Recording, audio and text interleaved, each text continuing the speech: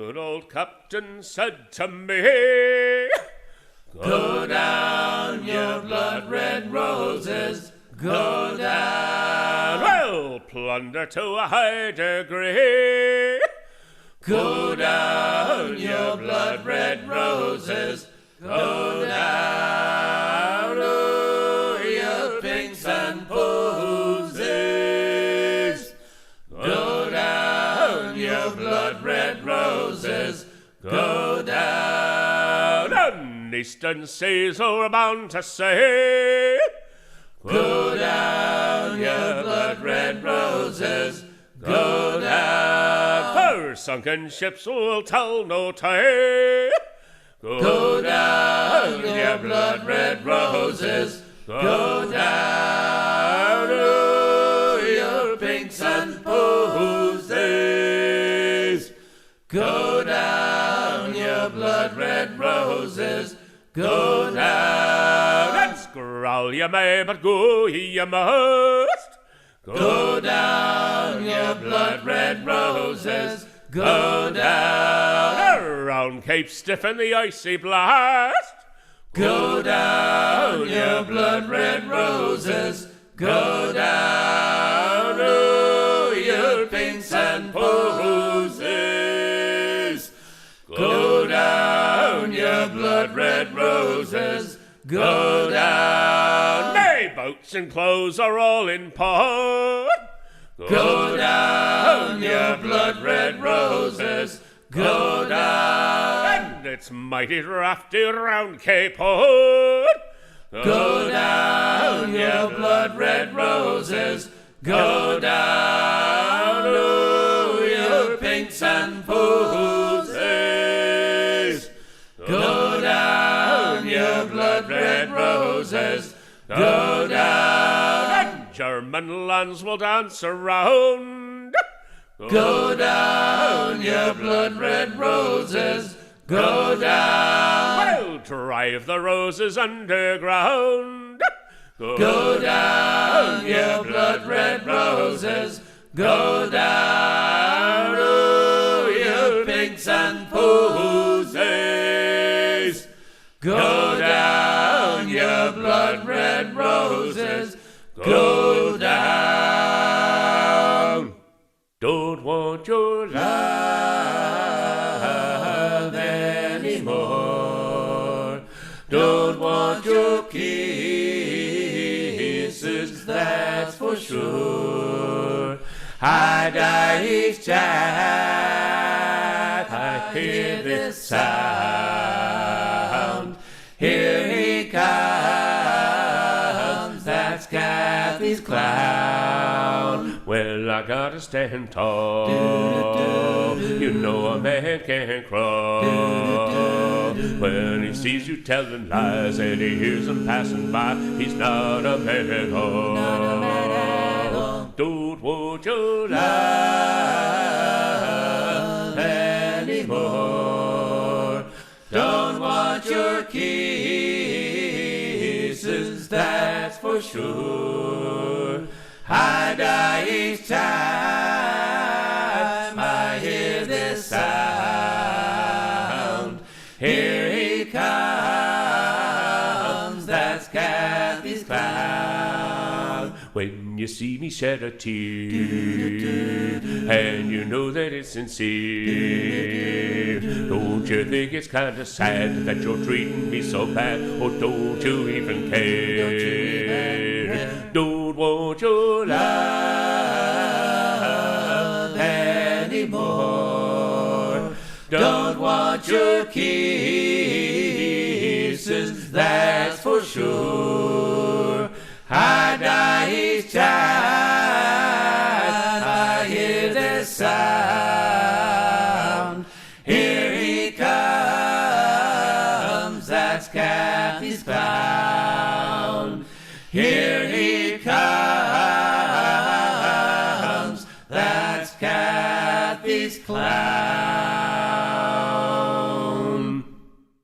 Johnny Rose rose on the May morning, called for water to wash his hands, and he's calling for his 'twa greyhounds that were bound in iron chains, were bound in iron chains. Johnny rode his great grey mare, and the hounds before him go, and he's awa to the great green wood for to hunt the red-tailed doe, to hunt the red-tailed doe. Johnny shot the bandy deer, she was wounded in the side, and between the water and the woods the greyhounds laid their pride, the greyhounds laid their pride. Johnny ate the venison, and the dogs on call did feed, and they all lay down and fell asleep, asleep as they'd been deed, asleep as they'd been deed. Now by the cam a silly old man, and a silly old man was he, and he's awa to the King's Foresters for to tell on young Johnny, to tell on young Johnny. 7 men they heard him out, and away then they did ride, and they cam and Johnny all alane, and they shot him in the side, they shot him in the side. Johnny shot 6 of them, and the 7th he wounded sore, and he's laid his leg over his horseback, and he swore that he would hunt more, he swore that he would hunt more. Johnny rode his great grey mare to a clearing in the wood, but he left behind a blood-red trail, and they shot him where he stood, they shot him where he stood.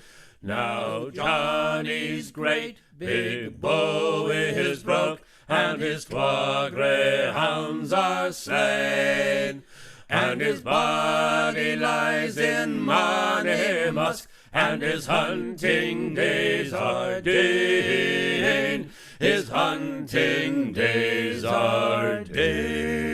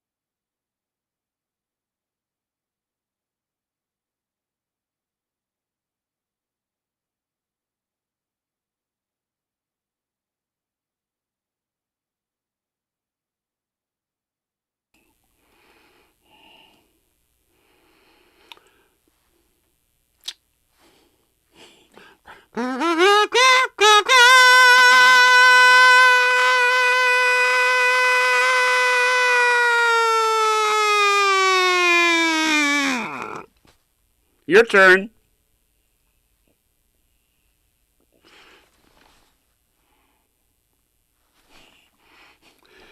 They'd probably hear you better if you turn your, unmuted, yeah. There we go. All right. Okay, well, this is our usual professionalism or lack thereof, depending upon how you look at it. So welcome, everybody. Yep. Happy Passover. Yes. Happy Palm Sunday Eve. Yes, that's right. If there right. are any other religions I can cover, let me know.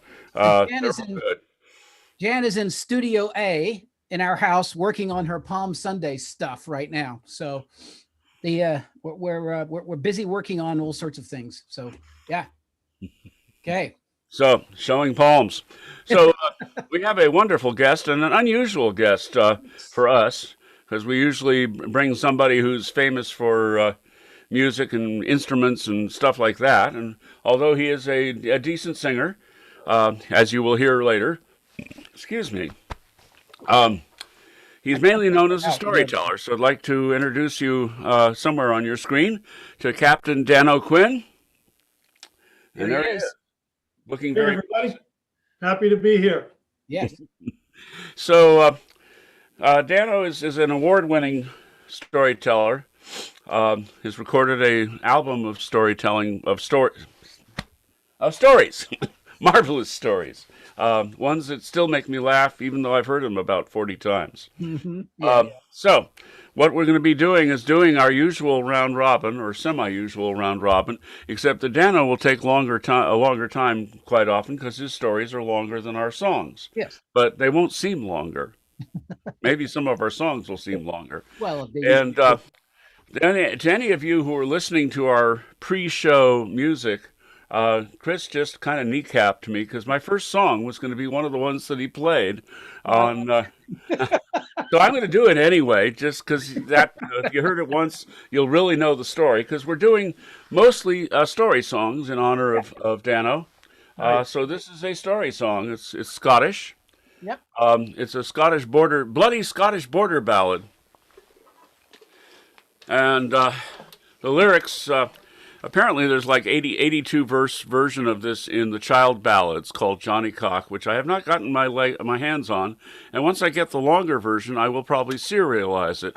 But now, yeah. So, and one of the things we do is that Dan is famous on this show for doing serial songs. So, because I actually did it once. We did it once, and frankly, the comments and everything else were way more interesting than the song itself. But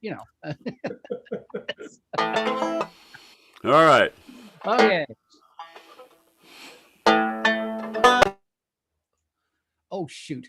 Hold on a second. That was me. That was all me. I did that. Sorry. Am I back?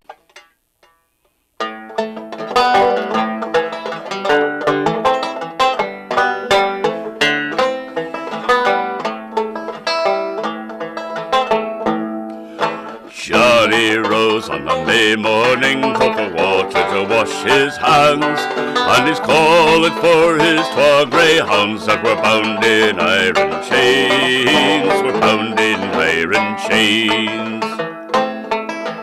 Johnny rode his great grey mare, and the hounds before him go, and he's awa to the great green wood for to hunt the red-tailed doe,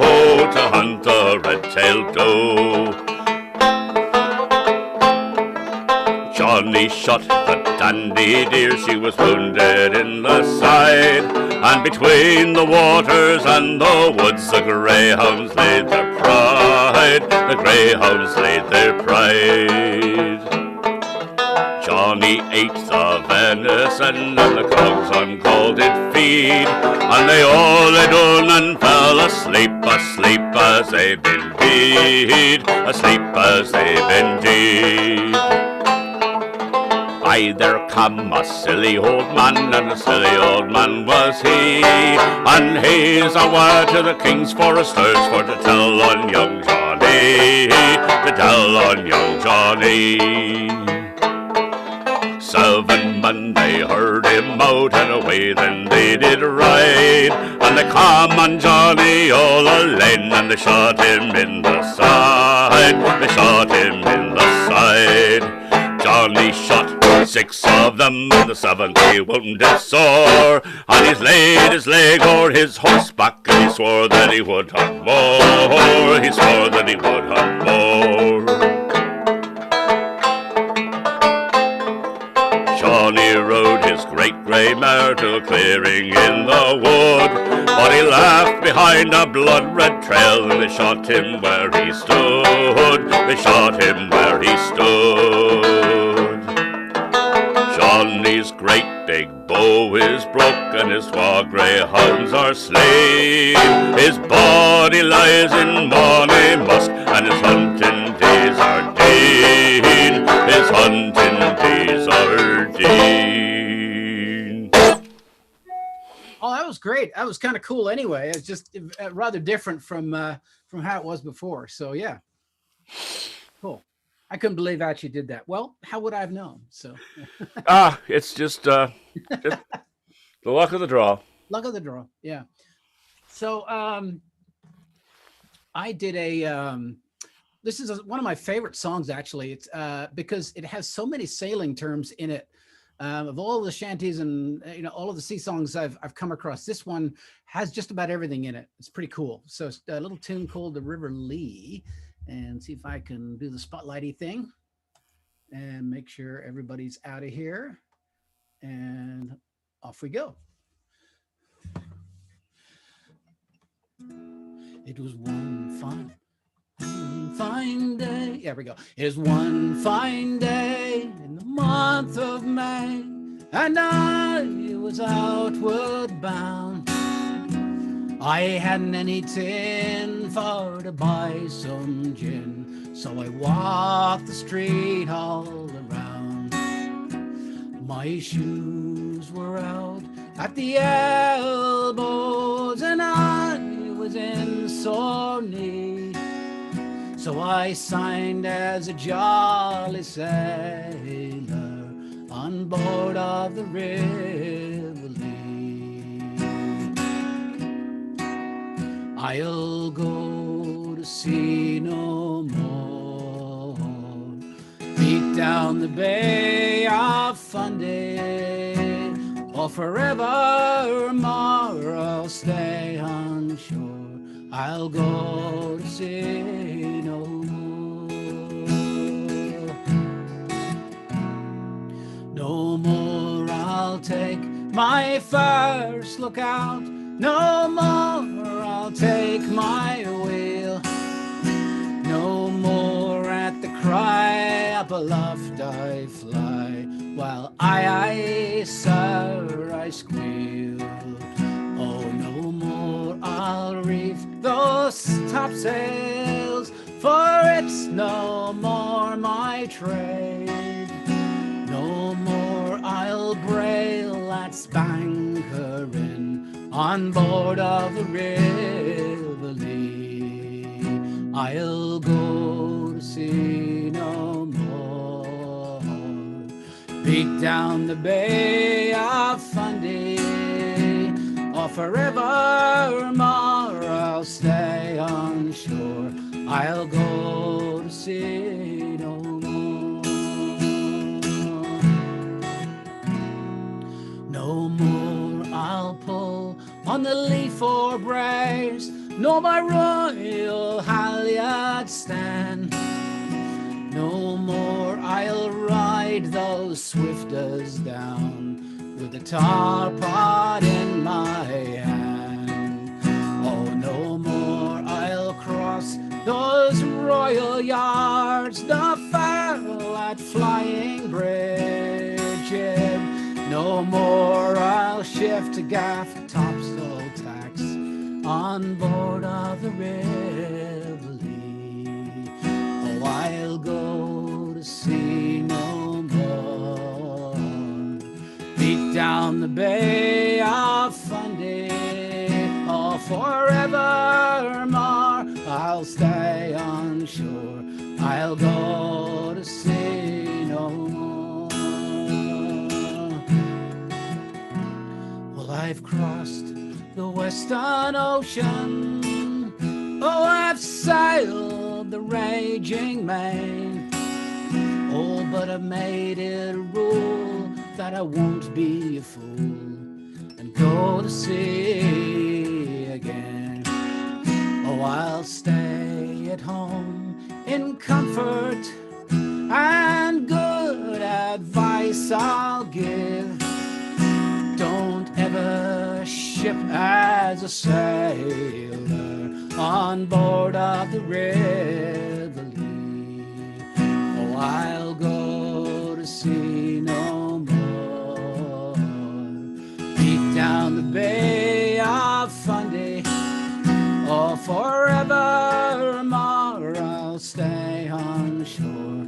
I'll go to sea no more. Oh, I'll go to sea no more. Beat down the Bay of Fundy, forevermore I'll stay on shore. I'll go to sea no more. There we go. Yeah. Huzzah! Yeah. All those wonderful sailing terms in one song. Okay. Yeah. Dan, I'm sure understood them all. I had a bare inkling. All right. I think it's probably time for our first toast. First toast. So- Yes. So grab your libation of choice. Mm-hmm. Usually I have scotch on a rock, but in honor of our guest today, it's Irish on a rock. Irish on a rock. Just one Yeah. rock. Is that? You guys didn't tell me about this part of the show. Yeah, we did. I'll be ready the second time around. You can go get some libations, proper libations later if you want to. Anything that wets the whistle. I've got nature's champagne for now. Yeah, there we go. Anything that wets the whistle is fair game. Actually, we do not discriminate against any form of liquid. Yeah. So, anyway, to the Irish, long may they live. Mm-hmm. May they stay where they want to. May they go where they want to. And they will anyway. But I'll drink to that.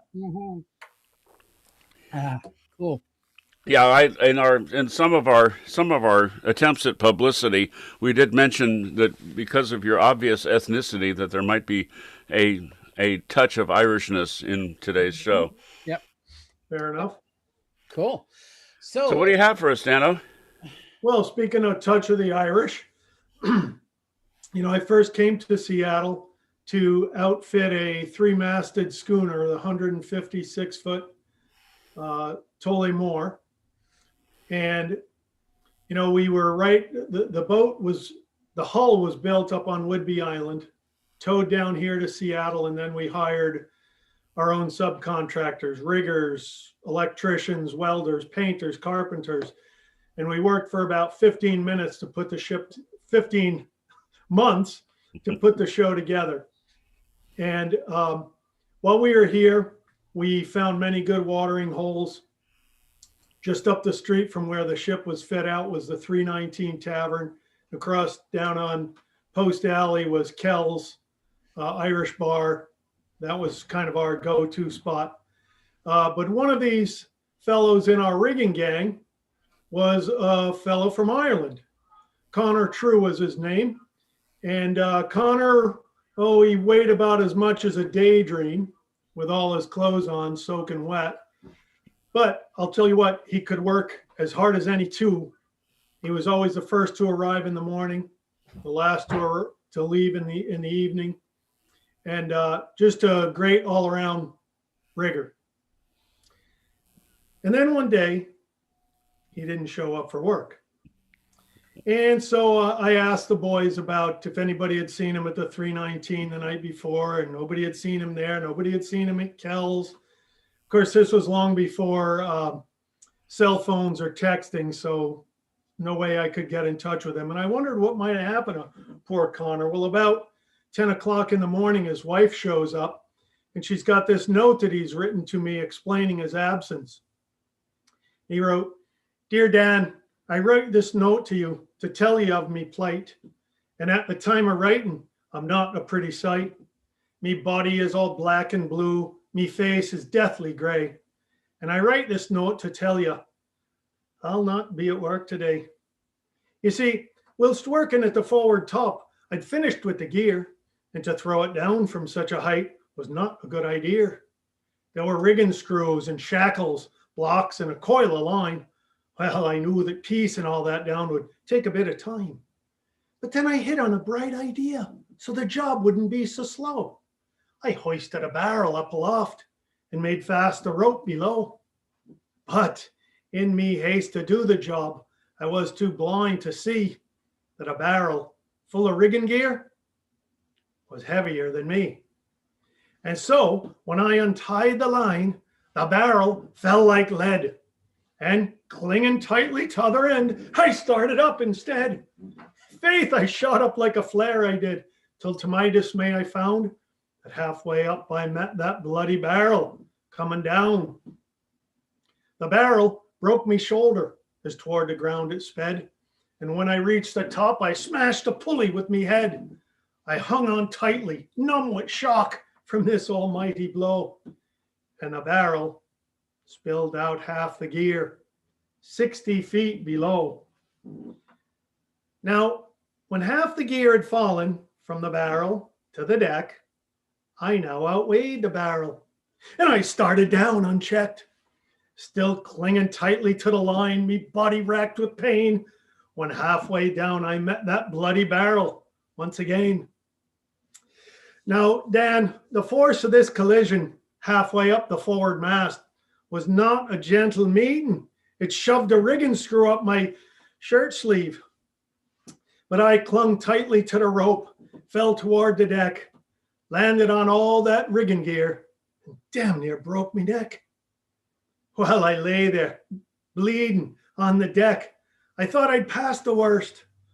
But the barrel, it hit the pulley block, and then the bottom burst. Well, it rained down blocks and shackles. I hadn't got a hope. As I lay there groaning on the deck, I let go the bloody rope. Well, the barrel now was free to fall, and down it came once more, smashed right down atop me as I lay there, stiff and sore. It broke 3 ribs and my left arm, and I can only say, I hope you'll understand why I ain't at work today. A nautical retelling of a very famous excuse song. The original was Patty and the Bricks, which I've done, and I think Rob has done. Yeah. And we should probably teach it to Chris, because he's probably the most accident-prone of the 3 of us. Hey, what? I am not. Okay, you're not. I take it all back. I know. I have to deal with, thousands of dollars worth of people's instruments, and I'm very careful when I'm on stage.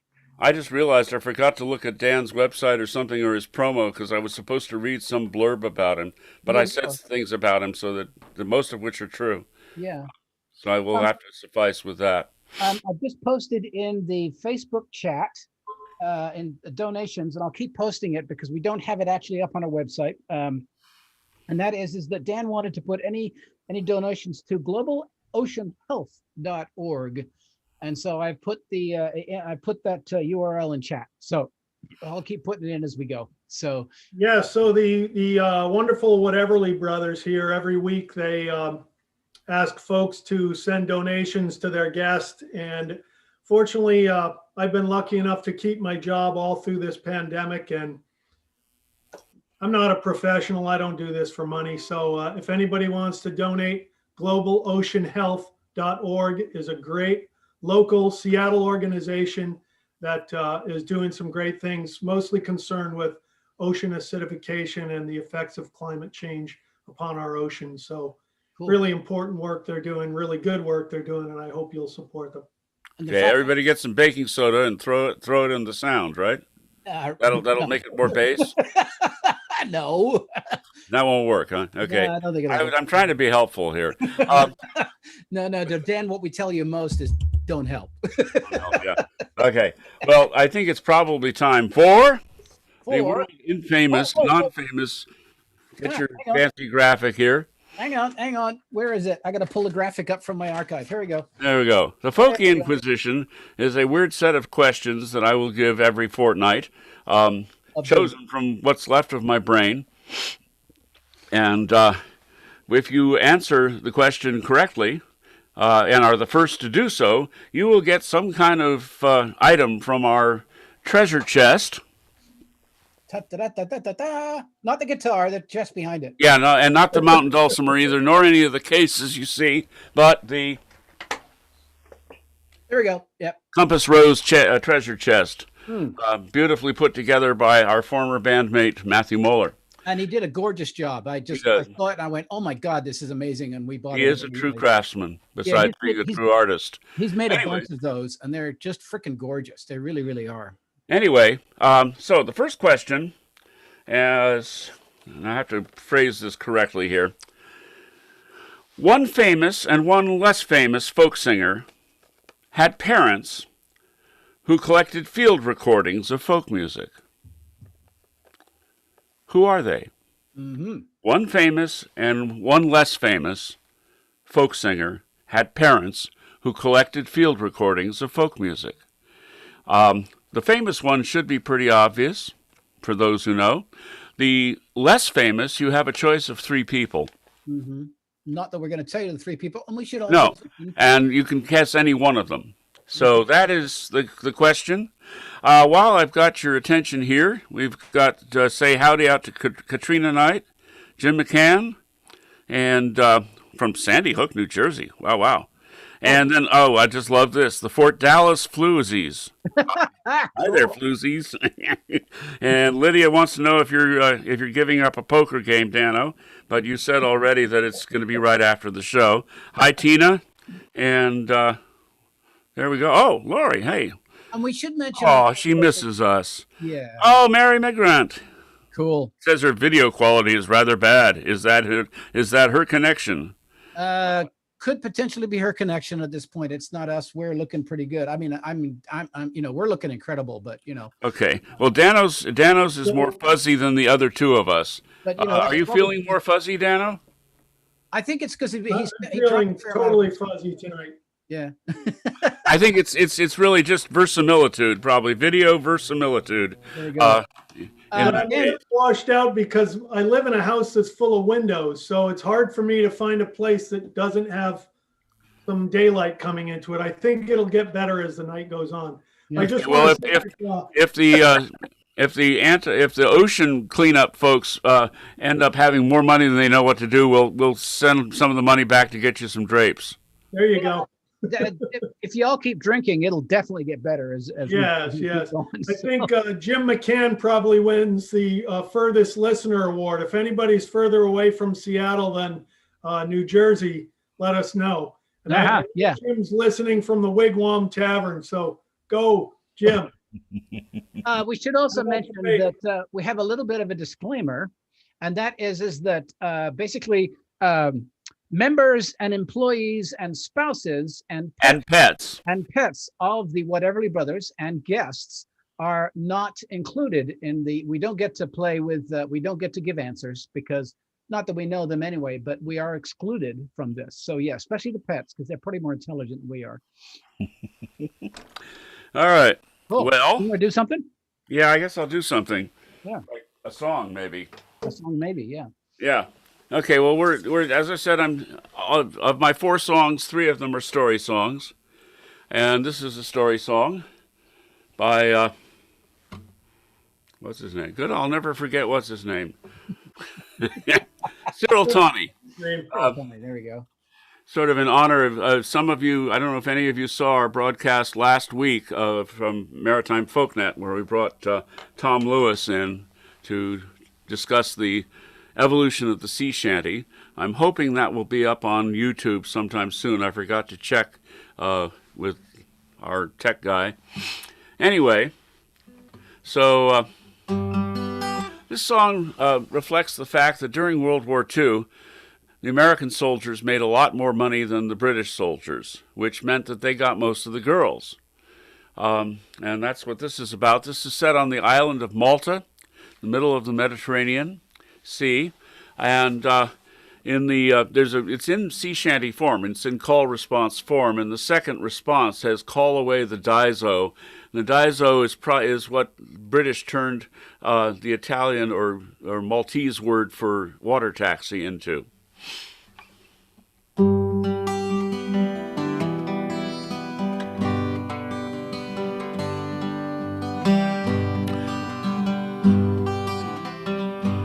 I went down to Sammy's bar, the last boat's a-leavin', by the quay at Pieta, call away the Daiso. And my real love, she was there, the last boat's a-leavin'. She had sand all in her hair, call away the Daiso. How did sand get in your hair? The last boat's a-leavin', darling Johnny put it there, call away the Daiso. Been with Johnny all the day, the last boat's a-leavin', down to Eintefija Bay, call away the Daiso.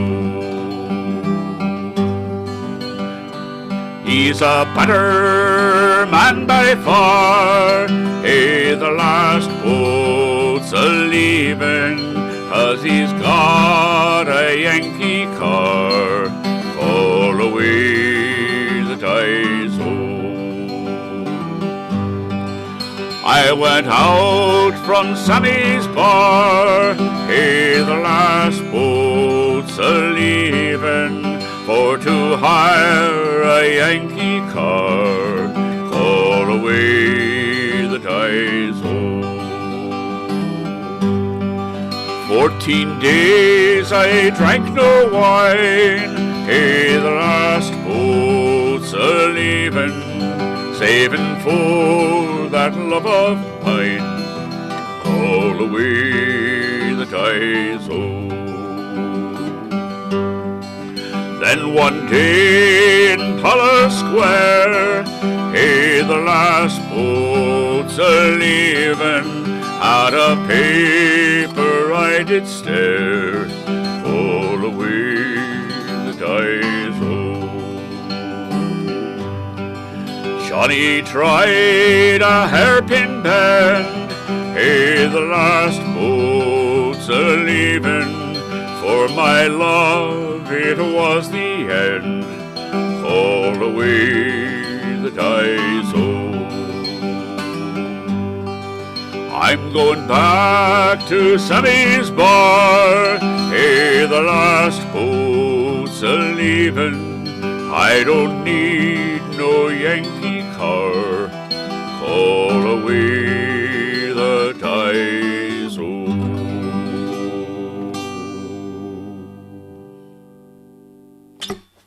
I do love that song, that tune. Yes. We want to welcome Katrina Knight, who is one of our wonderful volunteer from actually, where are you? Pennsylvania. So there we go. Woohoo. Yeah. No. Almost as far as New Jersey. That's what she was saying. Yeah. And I think, if I'm correct, it looks like we have maybe one minute. Mary McGrant, I'm probably said it wrong. Says Alan. We should wait until Carly gives it to us. All right. Okay. Cool. I should mention that Carly List over in beautiful Port Angeles is taking over our Facebook monitoring job. Sally is still hors de combat, still under the influence of opioids for her pain. She's not. So we figured we didn't want her doing complex technical things. So Carly's jumping in. Thank you, Carly. Yes, indeed. And I'm waiting to see. Oh, wait, here we go. Oh, hi, Percy. Yes. Bob is on leave of absence from the band for a few months while he's working on possibly a new job at the Lazy Bee Ranch. which he'll have to spend a lot of time learning new stuff for. And he's also doing a lot of work on his songwriting, getting mentored by various really brilliant songwriters. Yeah, well, he thinks he's being mentored, and also he wanted to go to Nashville, but Ariana wouldn't let him. So Yeah. because he thought the guitar would look really good in Nashville, that fancy Oh. guitar he bought. Yeah. It's somebody, Tom Stuckey just spent the day chipping and grinding, and I'm guessing Kodiak at 32 degrees.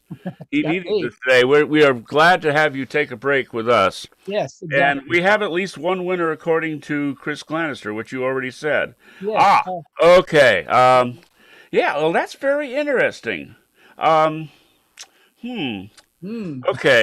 Lomax, Alan, and John. Wasn't quite what I had in mind, but let's just say it's close enough for folk music. What I had in mind was Pete Seeger, and then one of their, either Alan or John's daughter, Bess, Lomax Hawes, who was one of the people who wrote Charlie of the MTA. I had also included possibilities of Jeff Warner and Peggy Seeger.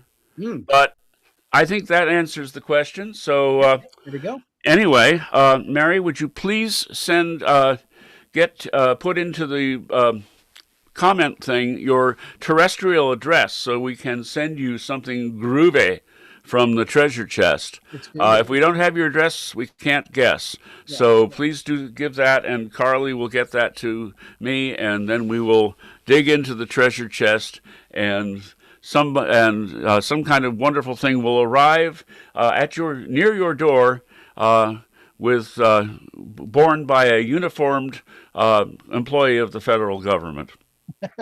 By the way, Dano, John Starr wants to know why you're dressed like Emma Peel today. Dressed like what? Emma Peel today. Oh. Which you kind of are. I never thought about that. Should I change my shirt? No, it's fine. I think it's great. It's just that he was curious. That's all. It's going for the bohemian look, the black turtleneck. There we go. Yeah. Okay. If I had I forgot to get my leather vest. If I had an old cell phone, I would I'd put up the candle thing, but so I think it's me. And before we go on, I just want to say, Dan, I've always loved that song, Sammy's Bar, and there's actually an Irish version of that. I won't go through the whole thing, but I'll just sing you a snippet of it. Please. It says, I'll go down to Paddy's bar. Hey, the lampposts are leaning. Now I cannot find my car all along the side road. I have a problem finding my car in Home Depot. So yeah, I need that song. If you have all the lyrics, please do send them. Yeah, I'll use it for next year. I think that's as far as I got, but I'll see what I can find. Okay. All right. So this is a tune that I've had for most of my life, believe it or not. It comes originally, for me at least, comes from the Spinners. That would be the British version of the Spinners. And one of those wonderful story songs about sailor finds his true love, has to leave his true love, kisses his true love, and we don't know what happens after that. So it'll go something like this, if I can make sure everybody's muted and all that stuff. And mute Dano and spotlight me. There we go. It's called Pleasant and Delightful. 'Twas pleasant and delightful one sweet summer morn to view the green fields all covered with corn. Corn. Oh, God. The blackbirds and thrushes sang on every green spray, and the lark, she sang melodious at the dawning of the day. And the lark, by the way, this is the chorus to sing. Please sing along. And the lark, she sang melodious. Don't you sing along, Dan. Okay. And the lark, she sang melodious. And the lark, she sang melodious and the lark she sang melodious at the dawning of the day. Now a sailor and his true love was walking one day. Said the sailor to his true love, I'm bound far away, bound for the West Indies, where loud cannons do roar. I must go and leave you. Wait a minute, hold on a second. Nancy, you're the girl that I adore. I must go and leave you, Nancy. I must go and leave you, Nancy. I must go and leave you, Nancy. You're the girl that I adore. Then the ring from her finger she instantly drew, saying, take this, dearest Willie, and my heart will go too. And as he embraced her, tears from her eyes fell, saying, may I go along with you? Oh, no, me love, farewell. Saying, may I go along with you? Saying, may I go along with you? Saying, may I go along with you? Oh, no, me love, farewell. So fare thee well, me dearest. Wait a minute. Nancy, I'm bound far away. The ship is waiting out there in the bay. The anchor is hoisted. She waits the next flowing tide. And if ever I return again, I will make you my bride. And if ever I return again, and if ever I return again, and if ever I return again, I will make you my bride. 'Twas pleasant and delightful one sweet summer morn to view the green fields all covered with corn. The blackbirds and thrushes sang on every green spray, and the lark she sang melodious at the dawning of the day. And the lark she sang melodious, and the lark she sang melodious, and the lark she sang melodious at the dawning of the day. Could have done that down a little bit, I think. Oh, well.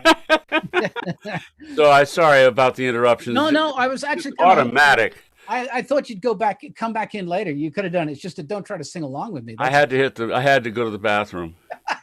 So that kept me from interrupting you again. I'm glad you muted that. That's good. Yeah, we try. Unlike that one Supreme Court hearing back in about April. Yeah.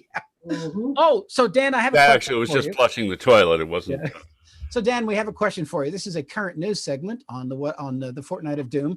What are your opinions on that really big ship that's basically hosed up the Panama Canal? What are your thoughts as a sea captain? Oh, Dan O, not Dan. Dan O, yes. Yeah. Well, I wouldn't ask Dan because he wouldn't know. Well, I had to laugh when I saw the little Tonka toy digger working at the bow of the boat. And then I saw a little later, I saw Bernie Sanders sitting in the background with his mittens watching them dig. That Bernie meme is just gonna make our whole year, I think. It's gonna live forever. It's gonna live forever. Yeah. I just thought as a certified sea captain, I thought you'd be curious for our viewers as to what you might think about it. What you would have done. I never sailed on ships that big, but it does remind me of a story that I have that I wasn't going to tell tonight, but maybe I'll have to bring that in later. I'll need to think about it a little bit, but maybe I'm going to change up another story that I was thinking about to tell that one because it's pretty good and it's a similar type of situation. Yeah. Well, you are indeed up. So off you go with whatever the heck you're going to do next. All right. So I told you the story about the rigging fellow on the Tollymore. And although, of course, the story was all BS, the actual construction of that ship and my sailing aboard it was 100% true. We built the Tollymore to administer a health program in Micronesia. Sailed around the Marshall Islands as a health services vessel for 5 years, and then we worked as a sailing school vessel with kids, young kids who would have otherwise been locked up. After I left the boat, she was eventually sold and sailed out of Long Beach, California, out to Catalina Islands for many years. And just a couple of years ago now, she was sold into the charter trade down in the West Indies, which where she now lives, renamed the Vela. And when she got renamed, I'm not one of those superstitious sailors that feels like that's bad luck. There's nothing wrong with that. But I did feel bad that the name Tullamore was missing, and I was afraid that, she would be forgotten and left by the wayside. And so I crafted a Tullamore sea shanty. I took an existing shanty and just reworked the lyrics for it. And so we'll try singing that. There is a chorus you can sing along. And that chorus goes, oh, sailors now and evermore, keep bright her name of Tullamore. Oh, sailors now and evermore, keep bright her name of Tullamore. All right, easy enough. The Tullamore, and all the clipper ships of yore that flung their white wings to the breeze and led the van in all the seas. The Tullamore, and all the clipper ships of yore. In Freeland they licked up her keel, her frames and plates of solid steel. In Seattle we fit out the rest, and rigged her strong to be the best. Oh, sailors now and evermore, keep bright her name of Tullamore. The Marshall Islands had her first, with clinics by doctor and nurse. She made a trip off to the Cooks, logged 16 knots down in her book. Oh, sailors now and evermore, keep bright her name of Tullamore. She sailed to the Atlantic coast, Hawaii's pride had come to boast. With cadets manning halyard and brace, she swept the Chesapeake schooner race. Oh, sailors now and evermore, keep bright her name of Tullamore.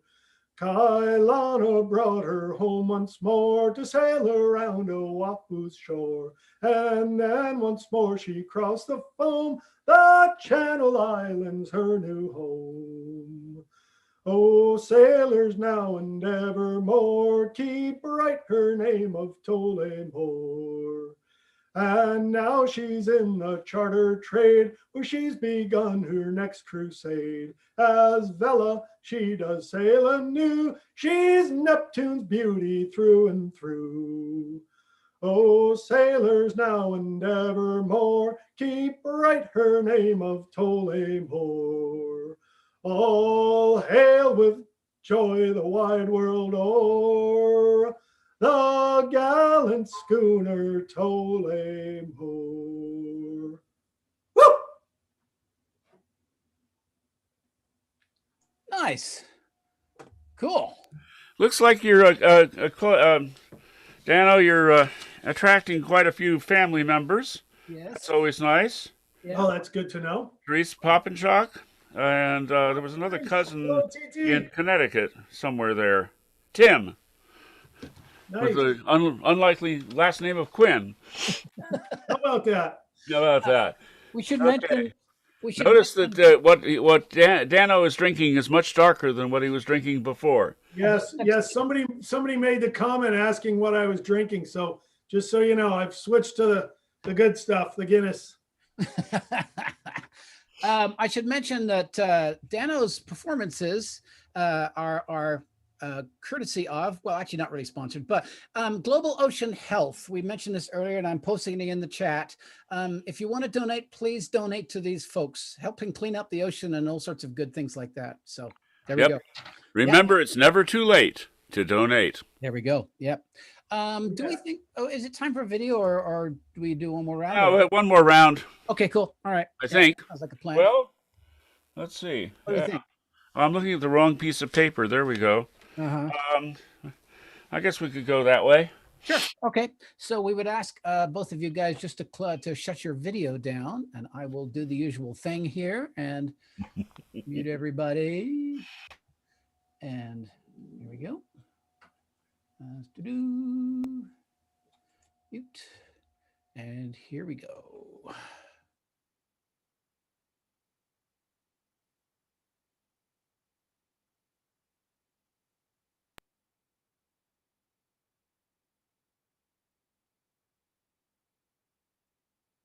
This is actually a freshwater tune. This is from my neck of the woods. It's a Stan Rogers tune about a town. I guess it'd be Lake Erie, northern coast of Lake Erie. Huron, you're right. Absolutely, it was Huron. Come to think of it, northern coast, where the lakes had all gotten so polluted from the iron tailings from up in Superior, and then the disoxins, that you're no longer able to actually commercially fish anything except for smelt. Had to go to the bottom of the food chain. Yep. Smelt, banjo players, accordion players. Yeah. And then, It's called Tiny Fish for Japan.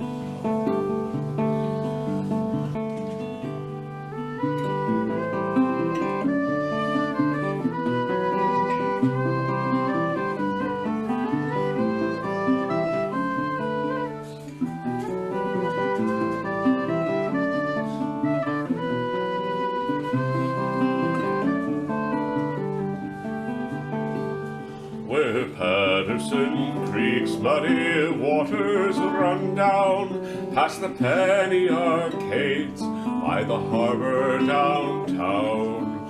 All the old turtlebacks rust in the rain like they never will leave there again. But leave there they will in the hours before dawn, slip out in the darkness without word or song. For a few more years yet they will work while they can to catch tiny fish for Japan. No whitefish or trout here, we leave them alone. The inspectors raise hell if we take any home. What kind of fisherman can't eat his catch, or call what he's taken his own? But the plant works 3 shifts now, there's plenty of pay. We ship 17 tons of this garbage each day. If we want to eat fish, then we'll open a can and catch tiny fish for Japan.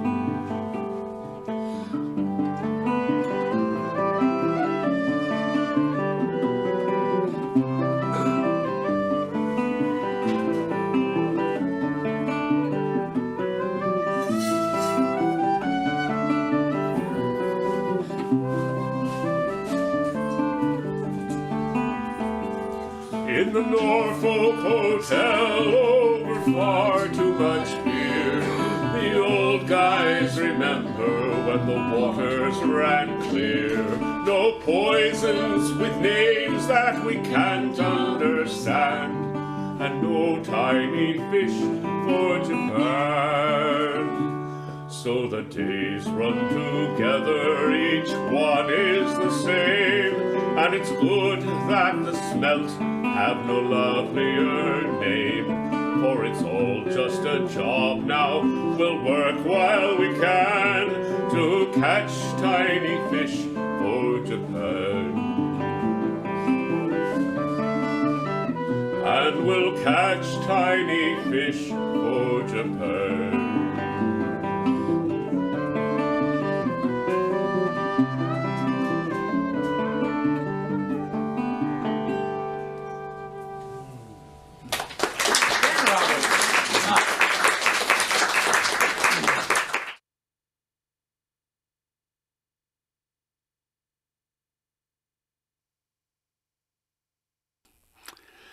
Such a nice song. I hope I did it justice.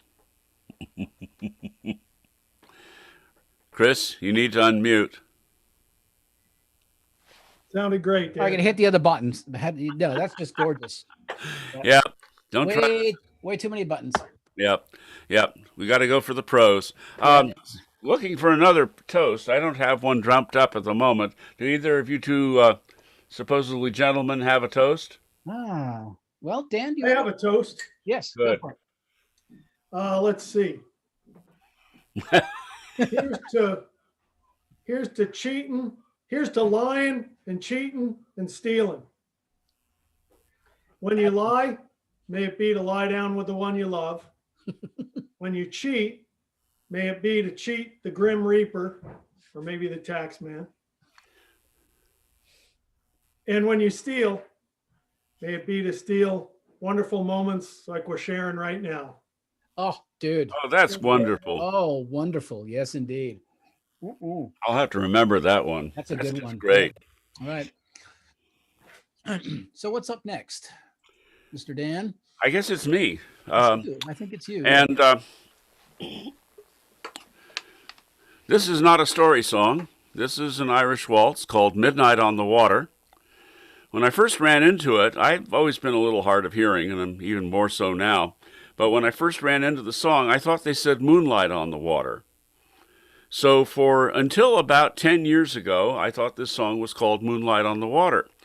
And I even learned how to play it watching Moonlight on the Water down at in the Olympic National Park on the beach there. I had my mandolin with me because it wasn't that far from the car. And there was a full moon over the Pacific Ocean, and I was sitting on this big tree that had washed up, and I thought, I should go get my mandolin and learn how to play Moonlight on the Water.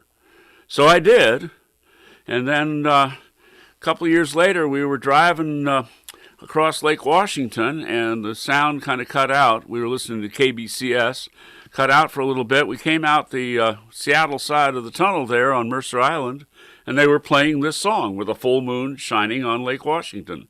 So officially, this is Midnight on the Water, but for me, it's Moonlight on the Water. So please do think of your favorite moonlight on your favorite water.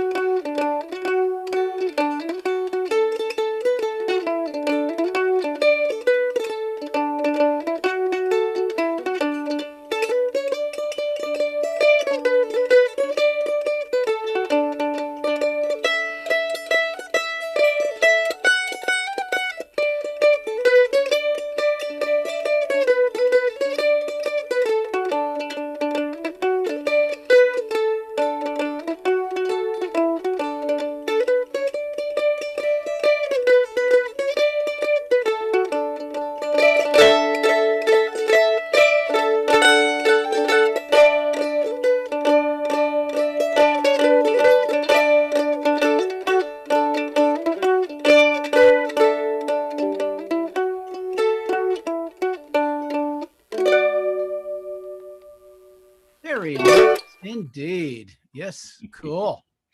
So, Moonlight or Midnight on the Water, as your taste may be. And I would like to thank Stu Hendrickson for setting me straight on that about 10 years ago. Cool. And also, if you want to hear a really delightful version, see if you can find Kathy Bertel in Seattle. She did a beautiful version of this on auto harp, sitting on her back porch with her garden kind of around her. It's just like this idyllic setting for an idyllic song. Cool. Nice. Right. Well, another story song.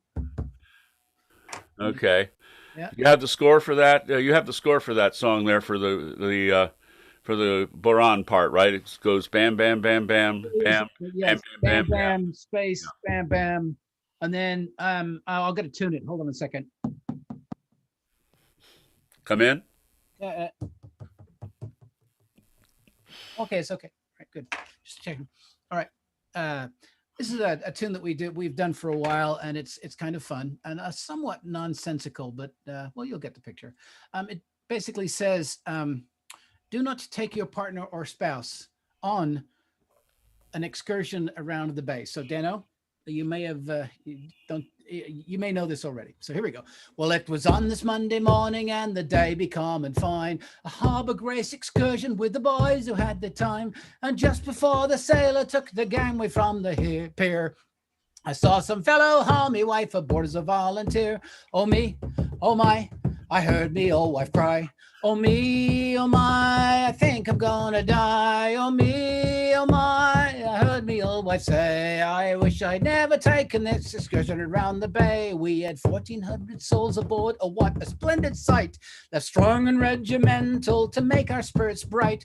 And myself being in the double when of funny things they say. They choke themselves from laughing when they see us in the bay. Oh me, oh my, I heard me old wife cry. Oh me, oh my, I think I'm gonna die. Oh me, oh my, I heard me old wife say, I wish I'd never taken this excursion around the bay. Well, me wife, she got no better.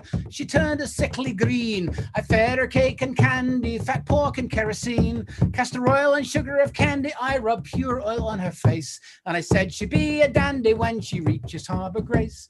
Oh me, oh my, I heard me old wife cry. Oh me, oh my, I think I'm gonna die. Oh me, oh my, I heard me old wife say, I wish I'd never taken this excursion around the bay. Well, me wife, she got no better. Me wife, me darling dear. The screeches from her trolley I could hear in Carbonear. I tried every place in Harbour Grace, tried every store and shop to get her something for a cure or take her to the hop. Oh me, oh my, I heard me old wife cry. Oh me, oh my, I think I'm gonna die. Oh me, oh my, I heard me old wife say, I wish I'd never taken this excursion around the bay. Well, she died below the brandies as we were coming back. We buried her in the ocean, wrapped up in the Union Jack. So now I am a single man in search of a pretty face. Ooh. And the woman that says she'll have me, well, I'm off for Harbour Grace. Oh me, oh my, I heard me old wife cry. Oh me, oh my, I think I'm gonna die. Oh me, oh my, I heard me old wife say, I wish I'd never taken this excursion around the bay. Oh me, oh my, I heard the old wife cry. Oh me, oh my, I think I'm gonna die. Oh me, oh my, I heard me old wife say, I wish I'd never taken this excursion around the bay. Oh, there. Oi! Oi! Oh, yeah, that's right. Got to do that. Part of the song, isn't it? That's part of the song, and I totally forgot it. Oh, well. Yeah. Well, you remembered all the rest of it. That's I know I remembered everything else, but yeah. and Dano knows that song too. Yep. I don't know that song. That's You don't? No, that's Oh. the first I've heard it. I love it though. I'm gonna have to learn it. It's traditional, and I got it from Great Big Sea. Uh-huh. And they it was a kind of a big hit with them, but it's a traditional, fairly traditional. I don't know if it's Nova Scotian and British, I think. English, I think. It probably moved over at some point. Yeah. Yeah. But yeah, I don't know where Harbour Grace is. I have no clue. That's why it's somewhat nonsensical in that respect. Yeah. So Well, Nova Scotia, after all, is just New Scotland. pretty much, yeah. And it's interesting. This is Nova Scotia twice because, of course, in the first song I did, the Bay of Fundy was mentioned, which are some of the largest tides in the world. The largest, isn't it? The largest, yeah. Right. Like 32 feet or something like that? Feet, yeah. Well, we were actually in the Bay of Fundy once with Tullamore, and we were at this tiny port. I can't even remember the name of it, but they hadn't yet thought of floating docks. Everywhere you go, they've got floating docks, but not here where they have the tallest tides in the world. You've still got these docks that are low tide. So we were on Tullamore, who had square yards crossing on the foremast, and the tide go down so low that we had to cockbill or tilt the lowest yard on an angle so that when the tide went out, we didn't hit the dock with the yard as the tide went out. It was crazy. So did you use the foot ropes to get on shore? We did. When the tide was in, you could step on board, and when the tide was out, we had a little gangway going across to the ratlins, the rigging, and then climb down the ratlins to get to the deck. Wow. This is 30-foot tides. Yeah. Wow. Yeah. No. My parents used to live in South Wales, and tides there. There was a little river called there's a tidal river that they lived just up the hill from, and you could look down and see it. But and in that part of the country as well, there's 20 foot. It's a 20-foot tide, in South Wales, and the River Llydaw is what it's called, and the is supposed to be there. Yeah, and do that and drink some Guinness at the same time. But yeah, no, I had watched down, and in half an hour, boom, gone, and all you could see, and that's why in England, especially, everybody anchors in the middle of the river. Yeah, because if you don't, you will basically and that's why they have boats that actually have two fins. Sure. They don't have a keel; they have two fins like this, so that when you're on the mud, basically, you can actually sit upright. So yeah. I just remember when I was worked for a company that set oil boom around fueling ships, that we would lower a 12-foot runabout to pull out the log boom from under the pier. Mm-hmm. And I remember one night we came in at high tide, and we lowered the boat, two of us, and the motor, and the extra oars, and the extra fuel can, the whole thing down. And that was just fine. And then we spent a little time deploying the boom. Then we went back to the shop and farted around and waited about 4 or 5 hours. And then we came back, and it was low tide. And that meant that after putting the boom back under the pier, we had to haul the boat, the motor, the extra gas can, the extra oars, about 12 feet more than we did the time before. And it was, boy, that was hard. Yeah. That's when I actually had muscles. By the way, Lydia Hilbert, thank you so much for Harbor Grace being in Newfoundland and Labrador. So it is an actual place. So yeah. So Dano, what you got? All right. So I think I will try this story, which is the Harbor Grace reminds me of, because you've got a big ship doing something that you don't want to see a big ship doing. And this is called the Captain's Lament. He was. Oh, hang on. Hold on.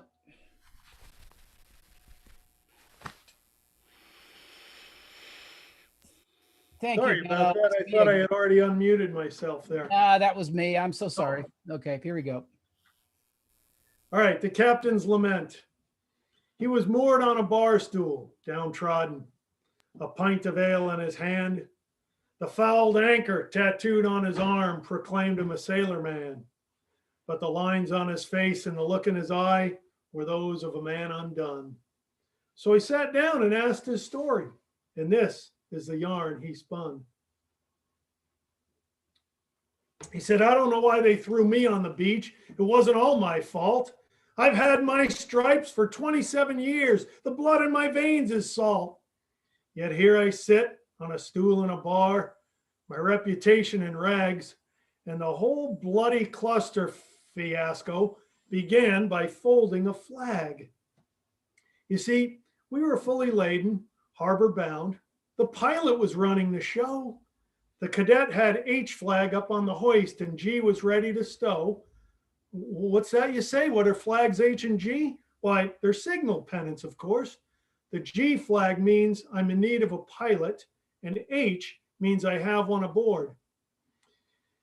Ah, you soak up knowledge when you go to sea that nobody knows on shore, like pennant codes and whistle signals and all that nautical lore. It's called seamanship, the maritime arts. It's your sailing badge of pride. But a guy has just one slight mishap, and all that gets tossed aside. Well, anyway, young Perkins, our plebe, had the pennant. He was striving to get a good fold. His knotted brow and baffled look were comic sights to behold. So I grabbed one end, said, "This here's how it's done. You've got to crease it just so." Well, he gawped at me more puzzled than ever. "Now let go," says I. "Let go." Well, as it happened, the second mate walked in, just as I gave that last shout. He'd been down on the bow with the anchor crew, preparing to run it out. He somehow thought I was talking to him. And that was his mistake. But when he called to the bow singing, "Let her fly," they let go of the windlass brake. Now, the danger of dropping your anchor while steaming at harbor speed is that every fathom of chain runs out and disaster's guaranteed. It all went rattling out of the hawse. At the end, she caught up short, then shattered with a horrific sound as the ship sheered off to port.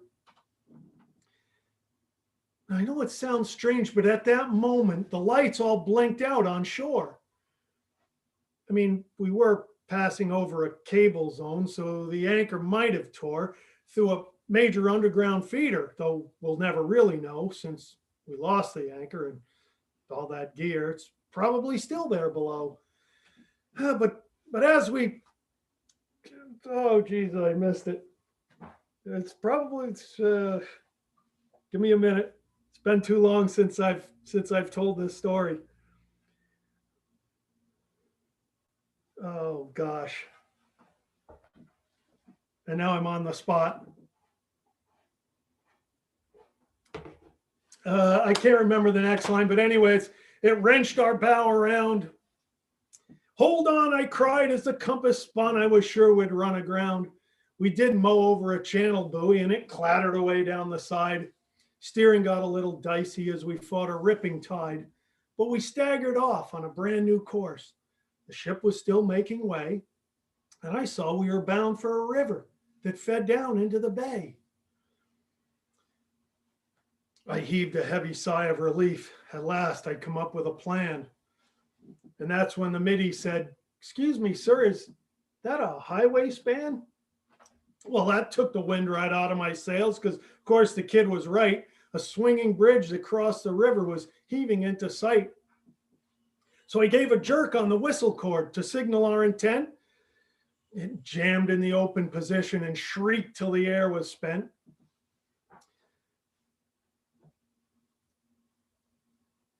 So then I called down to the engine room and hollered, "All full astern." "Nope, dinner was great," said a cheery voice. "My piece of fish wasn't burned." I screamed, "What the hell are you yakking about? We've got to slow her down." "Oh no, sir, this is Riley, the wiper. Hang on, I'll go fetch Brown." Oh, now I'm freaking. I threw down the phone. It bounced back and barked my shin. "Hell's bells," I roared. "What more can go wrong?" But then I broke into a grin because the bridgeman had fathomed on right quick. He swung open to let us pass. But in his haste, he never stopped traffic, and onto our deck they crashed. A livestock truck, 3 automobiles, and a school bus full of scouts were spilled and sprawling around on deck, the air full of groans and shouts. The semi discharged a full load of pigs when it slammed into our steel. As they ran amok and bowled down scouts, both parties commenced to squeal. Back at the stern, we had other problems as the ship ground to a halt. Our escort tug was following too close, and that was their skipper's fault. man, I'm sorry, guys. And that was their skipper's fault. They ran in under our counter, their bow pushed down by our stern until they met our propeller, which still continued to turn. At least it did up until that moment. And then it stopped with a thud as our our propeller blade sheared off their bow and sent it towards the mud. My mate acted fast as he saw that happening, dropped a hawser down to their deck, but in his haste, oh Jesus, I'm really screwing this up. Anyway, he dropped the hawser down to their deck.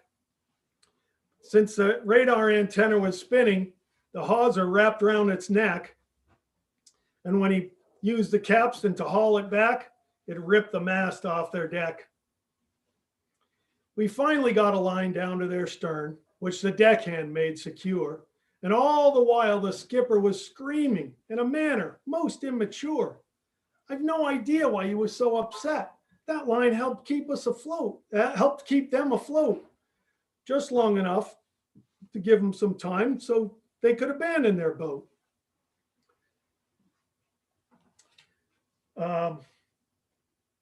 Jesus, I should have practiced this, or I shouldn't have tried this without practicing it first. I'm sorry, guys.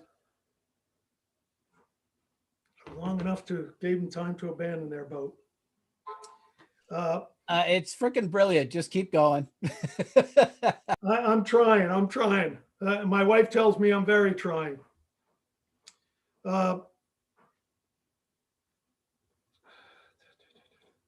the action ebbed since we now stood still, held fast by mangled steel. We were clutched vice tight in the bridge works with a tug jammed under our keel. The bridge house smoldered in a smoky haze and lights winked on around the bay, and the Boy Scouts gathered up all those pigs as their good deed for the day. I grabbed the ship's log to take down names of all the parties involved, so my firm could collect for damages as the case became resolved. But did they appreciate my efforts? Not by one little bit. When the company lawyers came on board, they just told me to pack my stuff.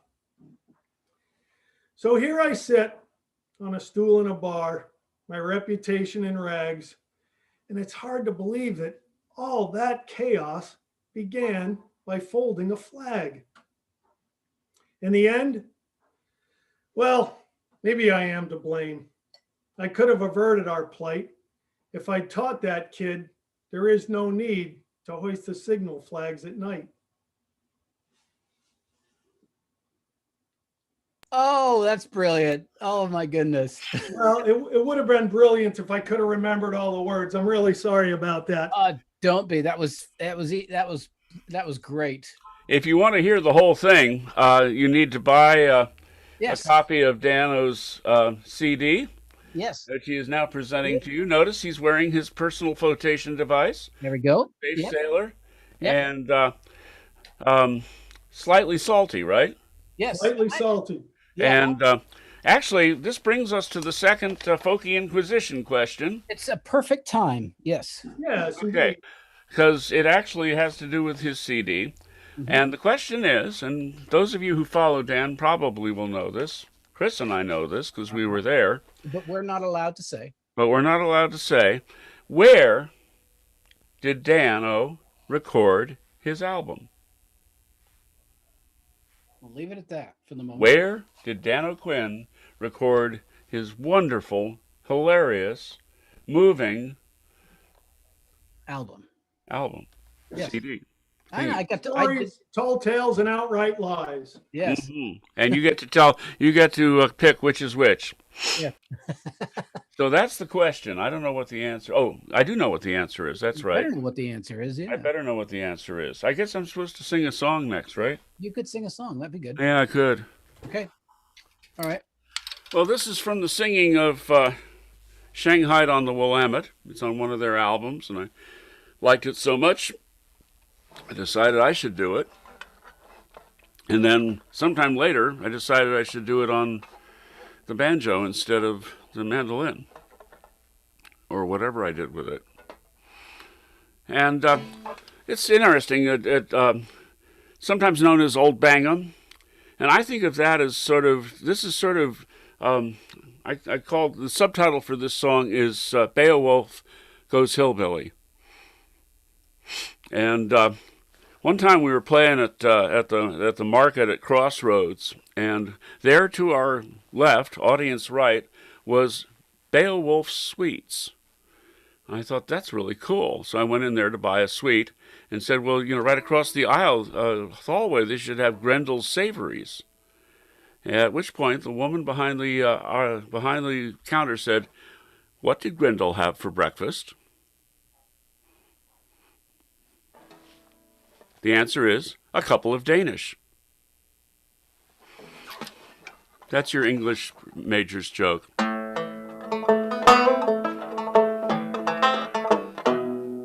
There is a wild hog in these woods, doodle-um-day, doodle-um-day. There is a wild hog in these woods, doodle-um all day. There is a wild hog in these woods, catch him, boys, don't let him get away.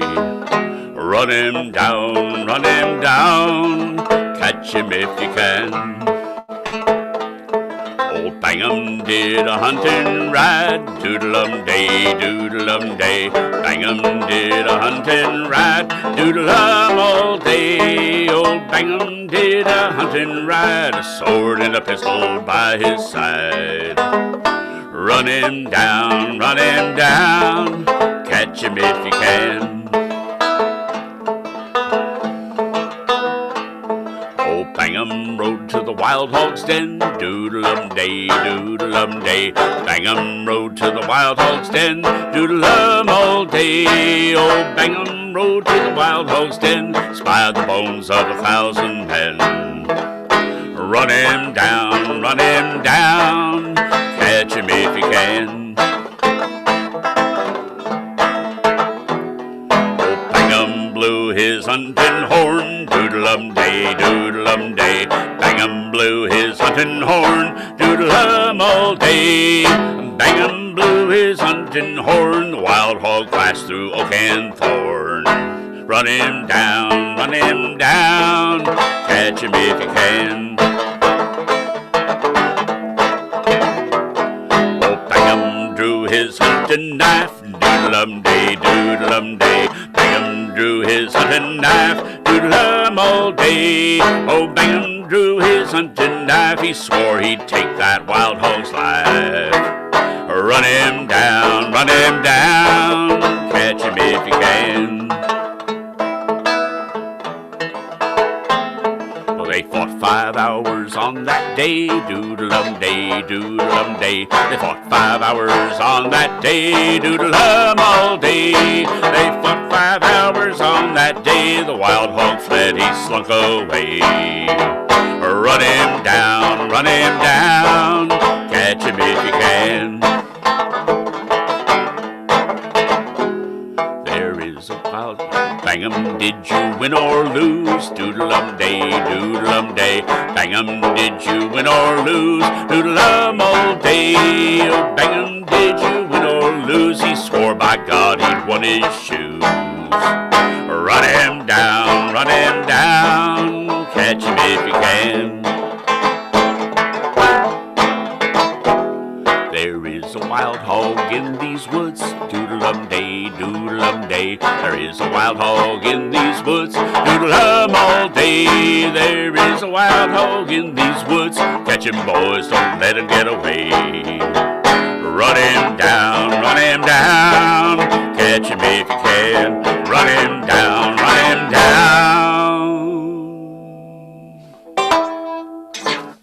Oh yeah, there we go. I've been monitoring the chat, and so far there have been some close answers, but they are not correct yet. Really? Yeah. Let me see what we got. Okay. Yeah, I'm looking at it, and people are Mm. kind of there, but they're really not there. I should just see. Yeah, they're getting the Oh, city. wait a minute. We have a winner. We have a winner. Paul Johansson, the West Wall of Fisherman's Terminal. Absolutely correct. Yep. Oh, Bailey Hess just came in with the same answer. Oh, well, gosh. We'll just have to send two out. So if both of you can send us your details, we will send you out something from the treasure chest. And so actually it brings up a point. I have to, I don't know about you, Dano, but that was a magic evening. Yeah, that was so much fun. Oh my It God. was. It was Dan was there, and I was actually the recording engineer, and I actually did the graphics for the album and produced it and everything. But I remember there was one point at which you were doing your song about your piece about Seattle. Yeah. You know, and at that point, we're sitting in Fisher's Terminal, and right at the exact point, you can hear sirens going, Mm-hmm. and it was Remember that. In so fact, perfect. you can hear it on the album. Yeah, no, and it was just, oh man, it was just about as good as it got. Yeah, it was an amazing evening, and I will treasure that. It was one of those rare times when you're doing a live album that just everything comes together and doing it. Yeah, it was very, very cool. Yeah, That was a lot of fun. yeah.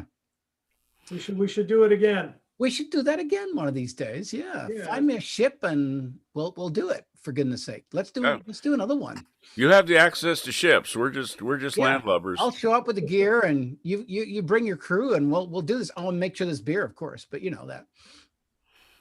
Yeah. By the way, we're still a little behind on toasts. I was going to just see if any of our far-flung friends had a toast to propose. So you can put that in the chat, and we'll say it for you, because my brain is dry. I have one. Oh, good. Yes, Very sir. good. To all of those people that are trying to get that that huge ship afloat in the Panama Canal, because there's something like Suez. 200 chips behind it, and all the cash flow on the billions of dollars that are sitting behind it. Yeah. So there we go. Yeah. To all those people that are trying to do it, may they actually get it to work. Yep. Actually, do you think, Dano, that maybe they're just making the ships too big? Well, that ship holds, I think, 20,000 or 30,000 containers. It's like it dwarfs a aircraft carrier. Yeah. Mhm. Yeah. So Well, I was just the thinking about ships the are fact. getting bigger and bigger, and they're not widening the canals. Yeah. It's a quarter mile long. Yeah. Yeah. And the I mean, fact when is- you can measure a ship in miles, I think you've gone too far. Yeah. And especially given the fact that it's going along and then they get 40 knot winds and a sandstorm. I mean, there's squat that the captain could do at that point. You can't maneuver this. You don't have enough weight, to do it. So Dropping anchor wouldn't do any good either, wouldn't really. fit either. No, dropping anchor wouldn't have been the No. I mean, it's just, Could have made it worse. yeah. Yeah. So anyway, this is, I thought I mean, it's not a happy thing, but it's perfect for our particular subject. So, so Dan, got something? Oh, I think it's your turn, actually, Chris. Oh, is it my turn? Oh, Yes. Oh, okay. I'm sure Dan has something, but I got it. Okay, he cool. can wait. No, I got something. Okay, let me do my usual here. And Mary McGrath tried to Google it, but the CD is sold out. Is that correct, Dano? Yeah, unfortunately, I've recently sold the last of them. That's another reason why I guess I got to do another or put this one into reprint.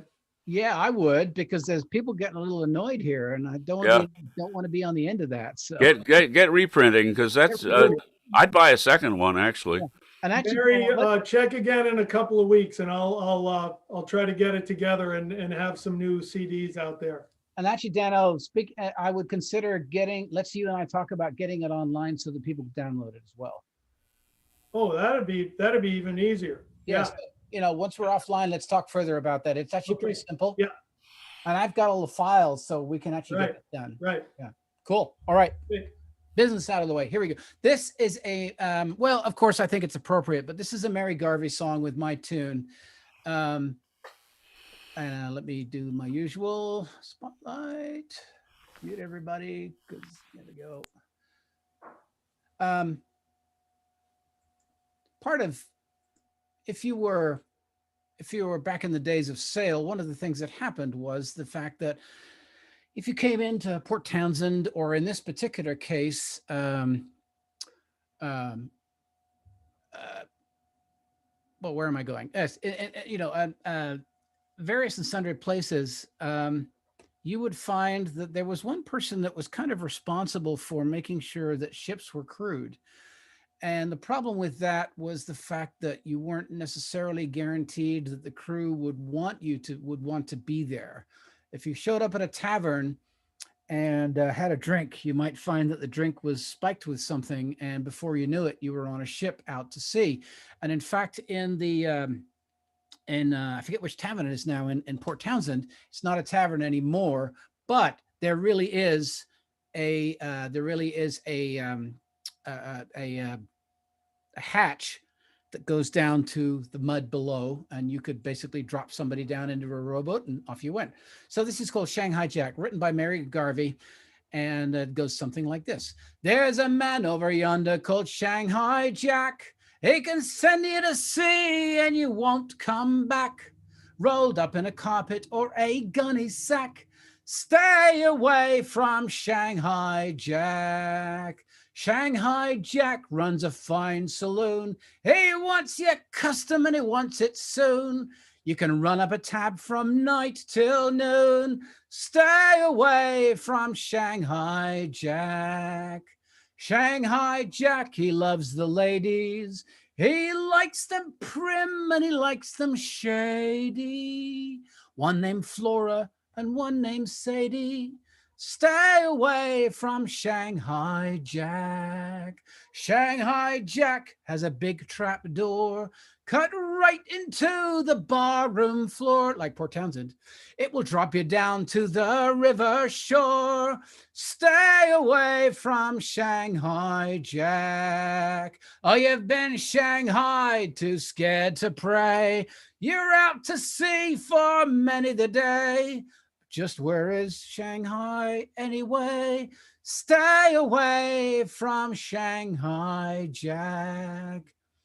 This town is named after John Jacob Astor. If you get shanghaied, it will be a disaster. His goons move quick, so you move faster. And you have to actually be English to make that rhyme work. Stay away from Shanghai Jack. So watch your back and don't get drunk, or you get locked up in a bosun's trunk and thrown on a deck with a big kerplunk. Stay away from Shanghai Jack. Stay away from Shanghai Jack. Mary Garvey wrote that. And Chris wrote the tune. Yeah. Yes. All right. So Like that. a toast was proposed by Jim McCann. It's basically a toast to Dano and Maho.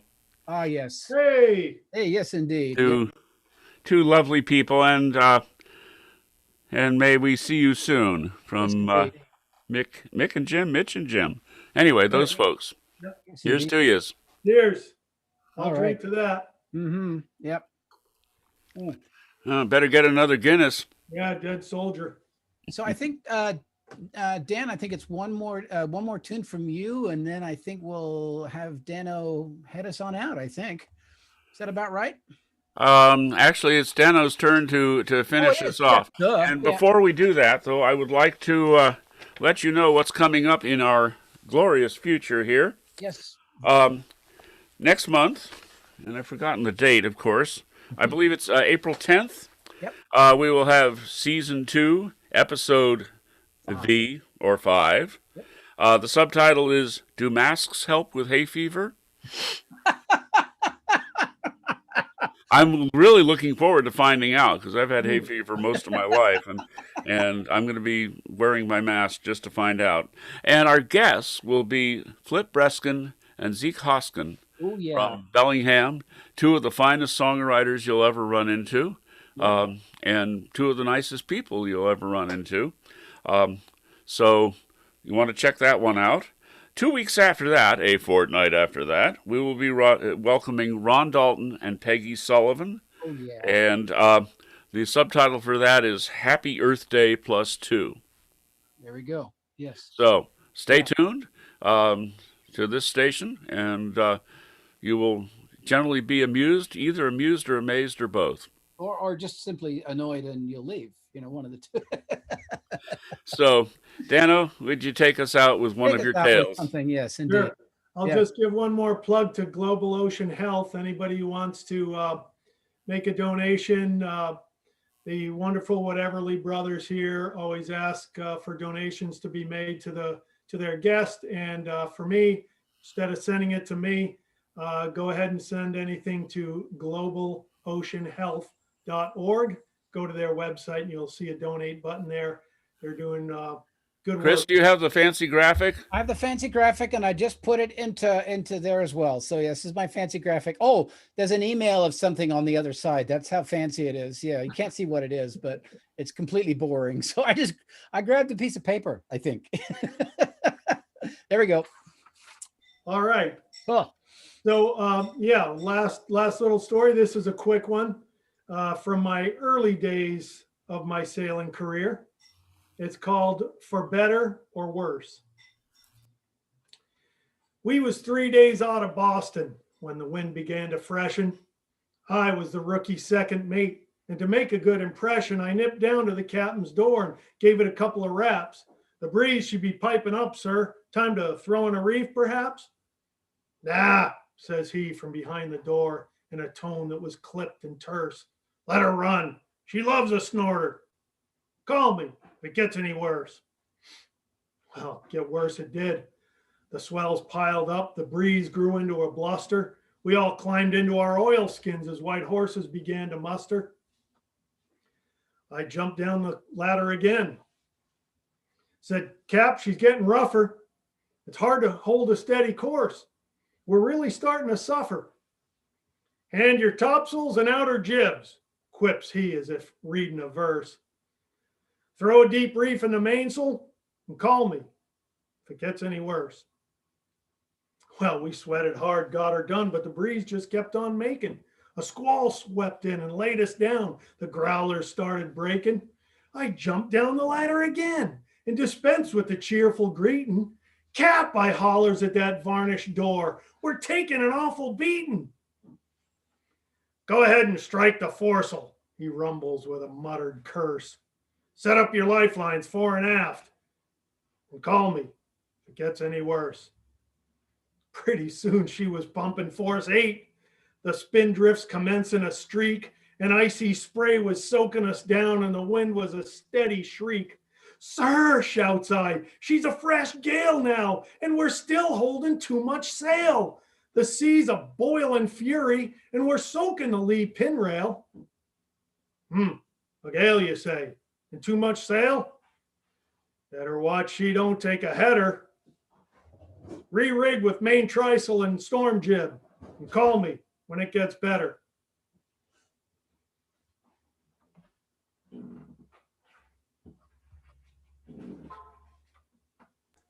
lovely. Lovely, lovely, lovely. All right. Dan, you're muted. Well, No longer muted.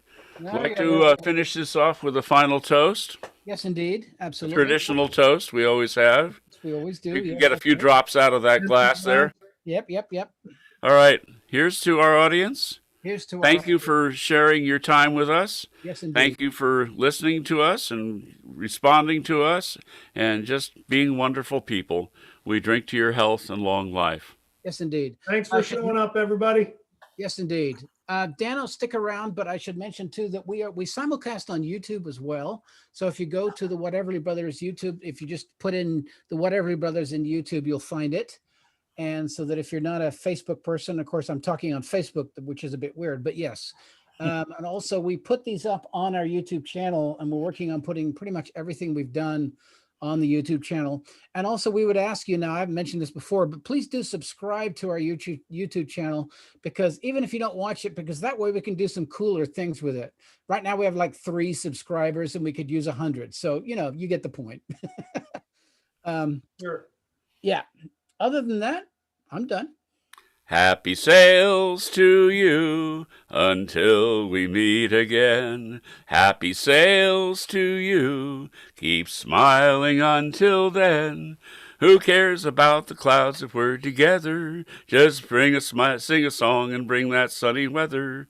Happy sails to you till we meet again. Thank Goodbye, you, all. Everly Brothers. Thanks for inviting me. All right. We'll see. Dano will see you on the other side, and I'm going to do my stopping streaming thing. And Hey, Stephanie.